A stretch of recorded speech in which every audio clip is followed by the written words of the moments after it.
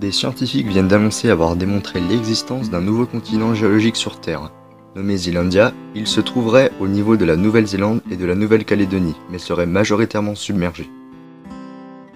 Combien y a-t-il de continents sur Terre? Tout dépend des points de vue. Pour bon nombre, il en existe 6, l'Europe, l'Asie, l'Afrique, l'Amérique, l'Océanie et l'Antarctique. Toutefois, certains s'accordent à rassembler l'Europe et l'Asie en un seul continent géologique, l'Eurasie, quand d'autres divisent l'Amérique en deux, l'Amérique du Nord et celle du Sud. Il y en a donc entre 5 et 7, du moins c'est ce qu'on affirmait jusqu'à aujourd'hui, mais ceci pourrait bientôt changer. C'est ce que suggère une étude publiée dans la revue de la Geological Society of America. Menée par une équipe de 11 chercheurs, elle révèle l'existence d'un continent géologique inconnu, Zealandia.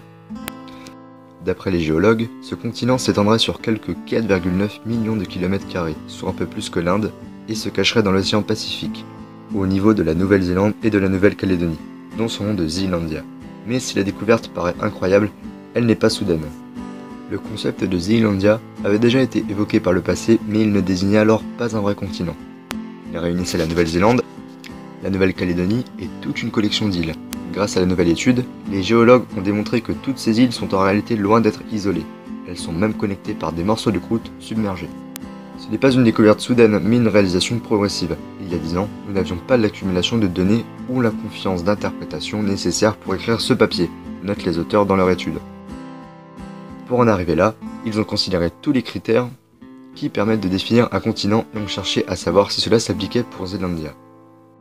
Au bout du compte, Zealandia serait bel et bien suffisamment grande et unifiée pour être considérée comme un continent à part entière, et non plus un ensemble de morceaux de croûte submergés et isolés. D'après les calculs, Zealandia serait séparée de l'Australie par une bande océanique de 25 km, mais la grande majorité du continent, soit 94%, serait submergée.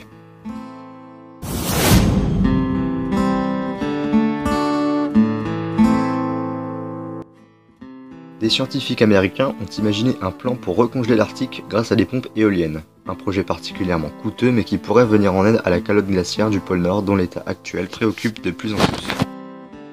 10 millions de pompes alimentées par le vent au-dessus de la calotte glaciaire arctique. C'est le plan imaginé par le physicien Steven Desch de l'Université d'Arizona pour trouver une solution au problème qui frappe actuellement l'Arctique et inquiète de plus en plus.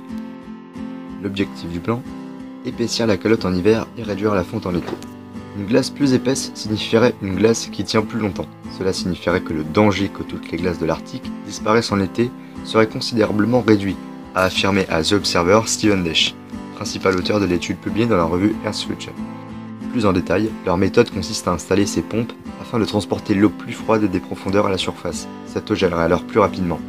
Selon les chercheurs, le déploiement sur 10% de l'océan Arctique de 10 millions de pompes éoliennes placées sur des bouées, en particulier dans des zones fragiles, pourrait permettre de stopper la fonte des glaces dans ces régions et d'épaissir la surface gelée d'1 mètre. Dans l'étude publiée dans Earth Future, les auteurs estiment que le projet pourrait avoisiner les 50 milliards de dollars par an, soit 47 milliards d'euros, pour une installation étalée sur 10 ans. Mais si des pompes étaient installées sur la totalité de l'océan gelé, le montant pourrait grimper à 500 milliards de dollars, soit 470 milliards d'euros par an sur 10 ans. Et on se quitte sur cet incroyable phénomène qui vient de faire un retour remarqué, la cascade de feu. Il s'agit en réalité d'une illusion d'optique créée par la lumière du soleil couchant qui enflamme l'eau d'une chute. Depuis quelques jours, les visiteurs affluent au parc national de Yosemite pour assister à un spectacle dont seule la nature a le secret, la cascade de feu. Une immense chute qui laisse échapper un liquide flamboyant au milieu des falaises.